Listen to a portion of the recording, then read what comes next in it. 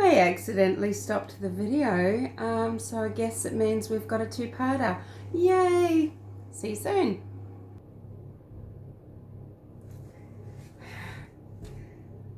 I don't know, I'm not sure if this is long enough, but because it's rising a little bit unevenly, but I feel like what more can I do, you know, because I've still got to punch down with the holes and then put the salt, etc. in.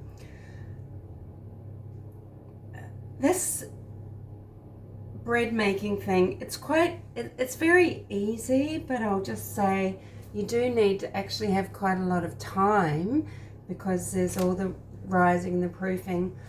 I'm sure that actually if I really got into making homemade bread again, I'd be proofing 2 or 3 times to get really excellent bread.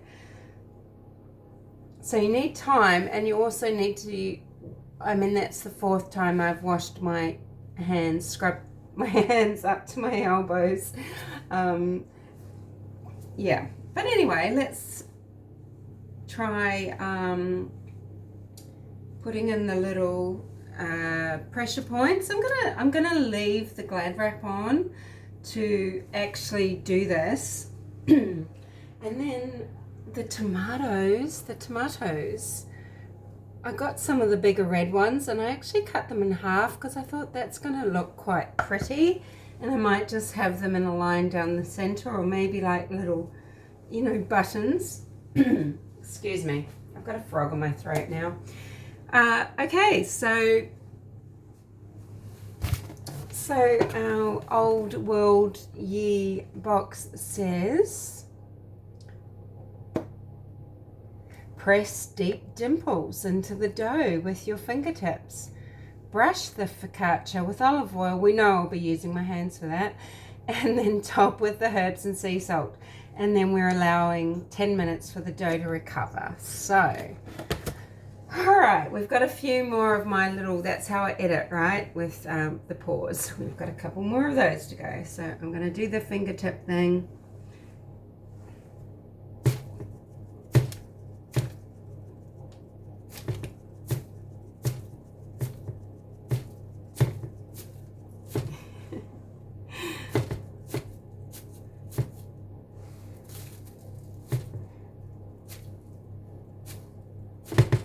I don't know. Am I doing this too far through? I don't know. Anyway, that's how I've done it. Okay.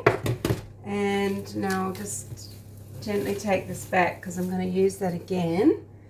I'm going to brush it with olive oil, and I don't have a pastry brush, but I'm going to drizzle this limoncello olive oil from Sorrento over. So I'll do that, and then I'll just, with my hands, I'm trying not to press the dough.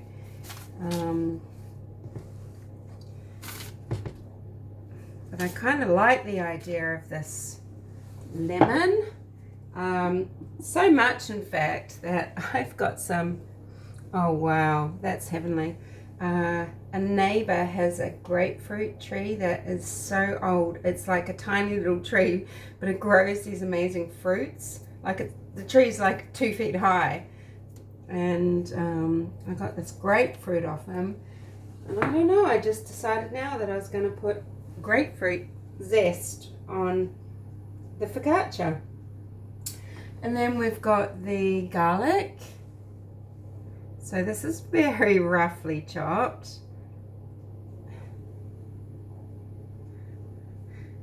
And I'm just realizing now that I'm going to be putting seeds onto this because I want to see how they toast up and everything. And I'm not sure if, I think I'm going to have to make the second batch another day and take that into work seed free, because these days, yeah, I don't think you want to risk it with some things. Gluten's a different story, people just can't have. But if you've got traces of things like nuts or seeds and people are allergic, that could be quite rotten. So with the tomatoes that I've cut into these halves, I'm just going to place them across like that, and then I'm going to get the little green and yellow ones. What are you doing there, little red one? Place them.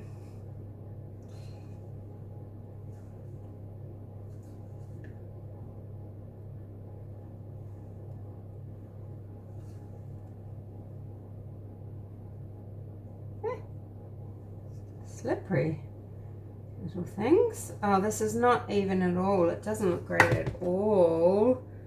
I should do something better with these little open halves. Let's just put them down the center like a little seam.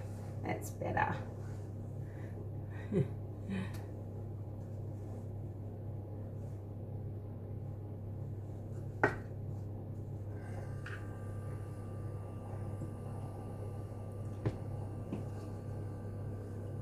Okay, so that's quite a lot of tomato.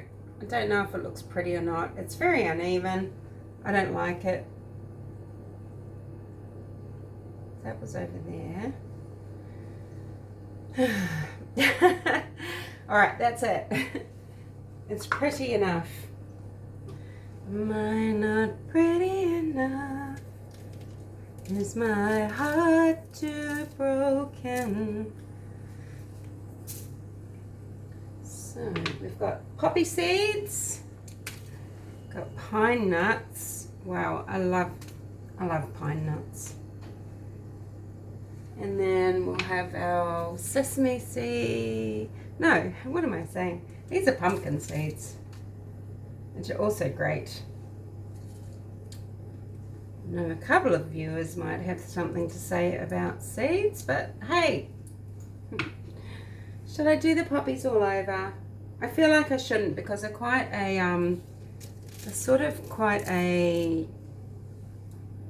they're quite a strong flavor, really, and I just want to have some without. So that just needs to prove again for another 10 minutes. I will add up all the times when I put the description in and let you know how long this has taken.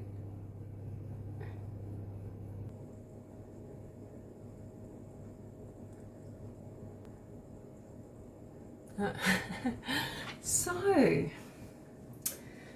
now the focaccia has risen so high that I've knocked off some of the tomatoes. When checking it before, I'm guessing that this is long enough. My oven sort of runs a bit hot, so the instructions say 20 to 30 minutes, and that it should ring hollow when it's knocked on the bottom. Anywho, let's just let that sit for a little second. It looks amazing. I don't know why dog is here. He thinks he might be getting some. So let's just plop back these little naughty fruits that have rolled off when hitting the rack. Oh my gosh, it smells amazing. It looks really amazing. I did remember to put the basil dried herb on the other half. So we've got one side that has poppy seeds, and we've got another half that has the basil. And all over it's got the pumpkin seeds, it's got the pine nuts. The instructions aren't saying anything about letting it cool or rest or anything like that, but I'm just going to put it onto this. this cooling rack.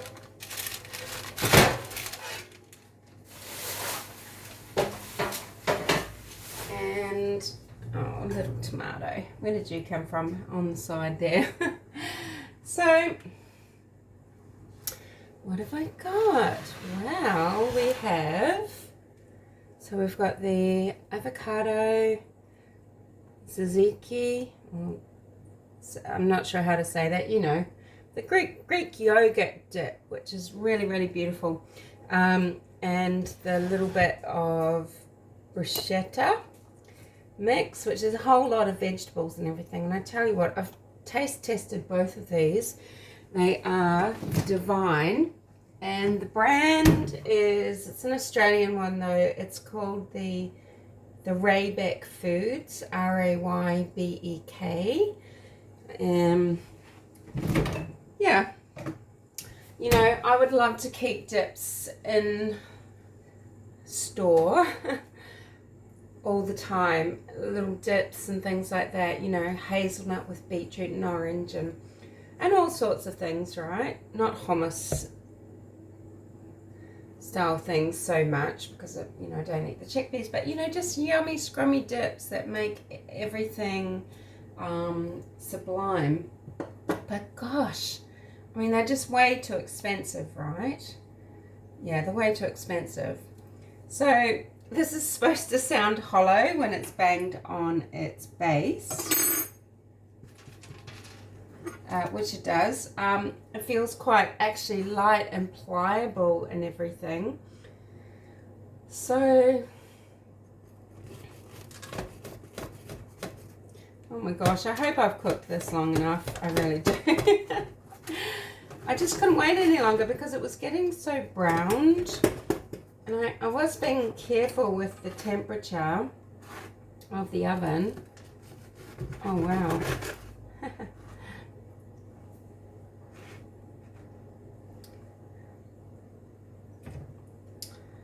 Wow, this is, I mean, apart from the time factor, this is easy. Do it. Oh my gosh, it's like real bread.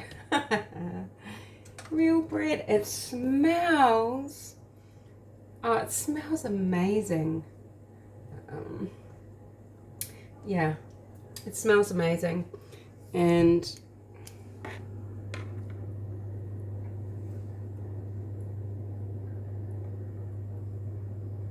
yeah, and it looks amazing. So let's get to the taste test, and then this is the end. I had to do part 2 because I accidentally finished the video. I do that quite a lot. It was a mistake. I don't know why these videos take so long.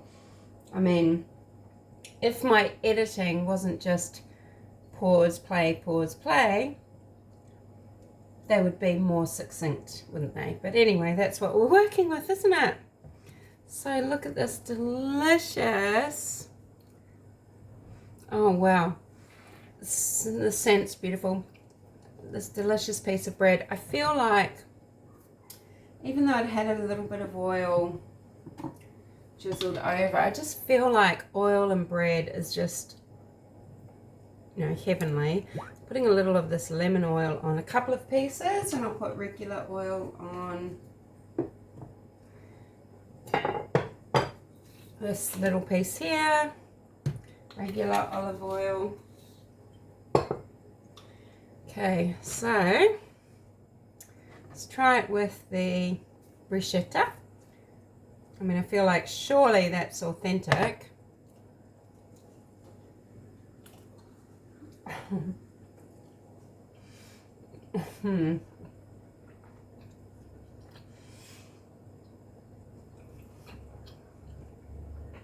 I cannot explain to you how scrummy this is. This is heaven. It's absolute heaven.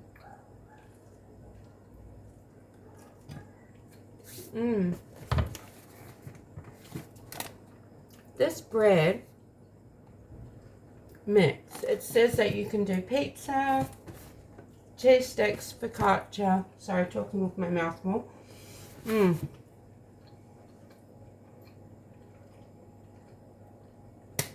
Do you know what I forgot to do is sprinkle the salt, and I won't use the Celtic salt, and I should have sprinkled this just on top before I, before I baked it. So let's just sprinkle the salt.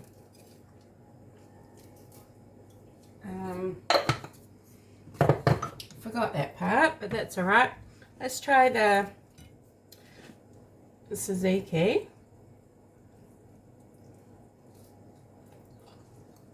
Can you hear that texture? There is a crust, but it's not like it's not a Vienna crust, it's not a sourdough crust. It is like the thinnest little crispy crust. And then the bread inside is just this perfect soft white bread.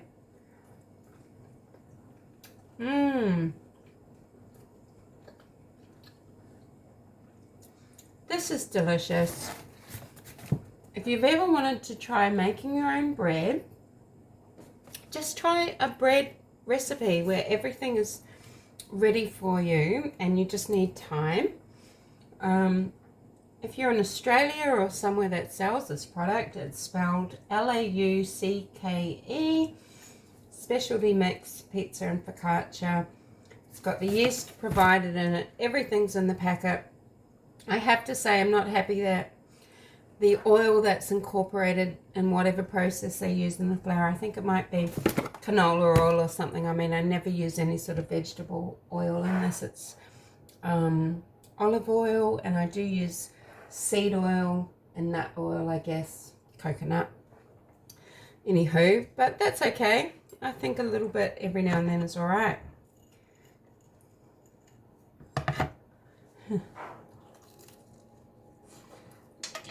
Oh, that is divine. And this loaf is huge. It's 3 times the size of like a sourdough loaf that you might pay $6 or $7 for in the supermarket. And this was $7, $6.99. And of course, I've got some other ingredients. Each of these tubs were $4.99. It's still quite expensive. They're quite little tubs, but a little goes a long way, and I will just savor that. This is huge. I'm thinking maybe it does need to go into work with me anyway, and people can just, I don't like to take the risk with seeds and things, but people are adults, aren't they? They can just decide what to do. So another tzatziki. Oh my God. Just go for it. Try making bread. The process was really relaxing, actually. It was really enjoyable, and the bread is amazing. I mean, I could have split this loaf into 2. You're not really seeing how huge it is, and it's heavy as.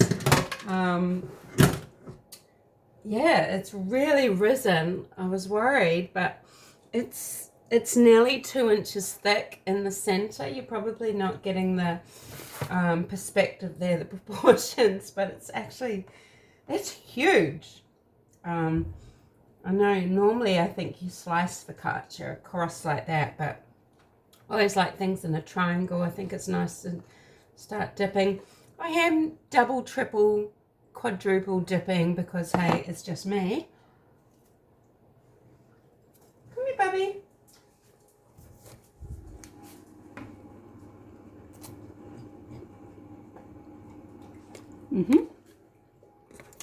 And dog says yum. Anyway, I'm going to wash up.